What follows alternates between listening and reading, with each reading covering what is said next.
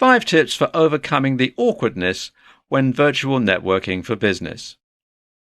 According to the experts, it's completely understandable to feel a bit awkward in certain situations.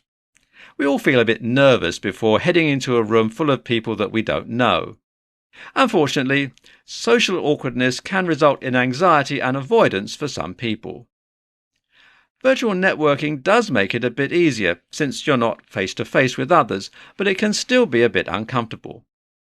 In this presentation, we'll discuss 5 tips for overcoming awkwardness when virtual networking for business.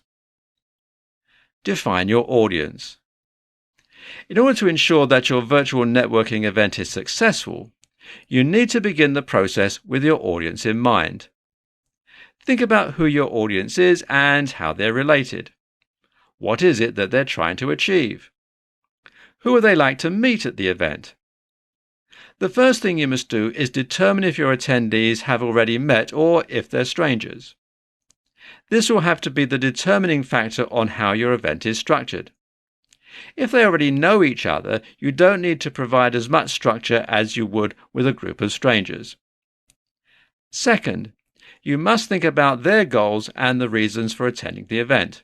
These will vary, but usually align with one or more of the following: to get support, to discover vendors or consultants to work with, solve problems, become a mentor, find a mentor, connect with future collaborators, prepare for a job change, make friends, or spot future trends. Once you've done this, you can design your event. Design event based on desired outcome. A successful virtual event will be designed with the outcome in mind.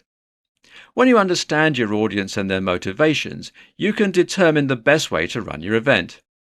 If it's feasible, put together a test group to try out various activities and determine what works and what doesn't before the event. This will keep you from including activities that will be a waste of time and ensure that you include activities that will provide value. Allow attendees choice/control. Give your attendees the ability to choose the conversations they want to participate in, allowing them to come and go as they please. This gives them the independence to pursue areas they're interested in and leave activities that don't contribute to their goals. Put limits on group sizes. When creating virtual events, it's easy to allow group sizes to get too large. This makes it difficult for some attendees to join the conversation and dilutes their ability to have meaningful conversations with others. According to experts, 3 to 4 is the magic number for supporting meaningful, spontaneous conversations. This allows attendees to feel like they can contribute to the conversation, but you should also make sure that the group size reflects the anticipated outcome of your event. If your attendees are coming to collaborate, larger groups might be better. Create structure with icebreakers. Icebreakers are a great way to bring structure to these events. At the beginning of the event, when people are still logging on, pose a conversation starter to the room. It can be a fun, lightweight question or a deep, meaningful one. The attendees will be glad that they have the opportunity to discuss these topics. One benefit of these icebreakers is that they can be the start of beautiful friendships, partnerships, and so much more.